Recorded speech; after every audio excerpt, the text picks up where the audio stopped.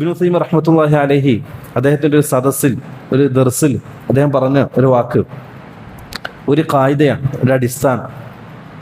അദ്ദേഹം പറഞ്ഞു, ഇബാദാതു അഹ്ലിൽ ഗഫ്ലതി ആദാതുൻ. ഇബാദാതു അഹ്ലിൽ ഗഫ്ല, അശ്രദ്ധയിൽ ജീവിക്കുന്ന മനുഷ്യരുടെ ഇബാദത്ത് ആദാത്തുൻ, ശീലങ്ങൾ മാത്രമായിരിക്കും.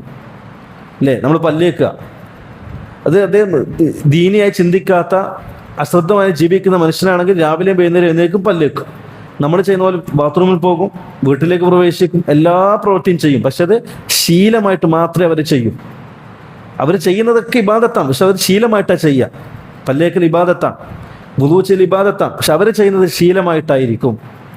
വീണ്ടും അദ്ദേഹം പറഞ്ഞു, എന്നാൽ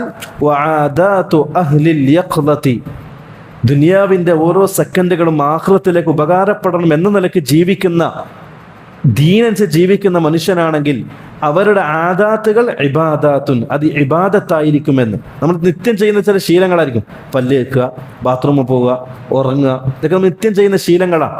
പക്ഷെ ആ ശീലങ്ങളും ബുദ്ധിയുള്ള മനുഷ്യൻ എന്ത് ചെയ്യും? റസൂല ചെയ്തതുപോലെ ചെയ്തിട്ട് ആഖിറത്തിലുകളെ സമ്പാദ്യമാക്കി മാറ്റും. ഉറങ്ങുന്ന എല്ലാവരും ഉറങ്ങുന്നുണ്ട്, പക്ഷെ ഇയാൾ എന്ത് ചെയ്യും? റസൂൽ ഉറങ്ങിയതുപോലെ ഉറങ്ങും. എല്ലാവരും പല്ലേക്കാറുണ്ട്, നമ്മൾ പല്ലേക്കുമ്പോൾ എന്ത് ചെയ്യും? സുന്നത്തെന്ന അടിസ്ഥാനത്തിൽ പല്ല് തേക്കും.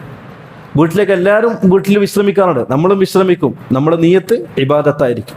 നമ്മൾ ചെയ്യുന്ന ശീലങ്ങളും നമ്മൾ ഇബാദത്താക്കി മാറ്റും. അതാണ് ബുദ്ധിയുള്ള മനുഷ്യനും ബുദ്ധി ഇല്ലാത്ത മനുഷ്യനും എന്ന് ഇബ്നു തൈമിയ്യ റഹ്മത്തുള്ളാഹി പറയുക. അതേ ഒരു ഉദാഹരണം പറഞ്ഞ ഇതാണ്, പല്ല് തേക്കുക, മിസ്വാക്ക് ചെയ്യുക, അതെല്ലാവരും ചെയ്യുന്നതാണ്. പക്ഷെ ബുദ്ധിയുള്ളവർ എന്ത് ചെയ്യും? അത് ഇബാദത്ത് സുന്നത്താണ് നിലക്ക് ചെയ്യുകയും ആഖിറത്തിൽ സമ്പാദിക്കുകയും ചെയ്യും. അതല്ലാത്തവർ ഒരു ശീലം എന്നോണം ചെയ്ത് ദുനിയാവിൽ തന്നെ ഇല്ലാതാക്കി കളയുകയും ചെയ്യും. ഇവർ ശ്രദ്ധിക്കേണ്ട ചില കാര്യങ്ങളാണ്. لم يورثوا درهما ولا دينارا وإنما ورثوا العلم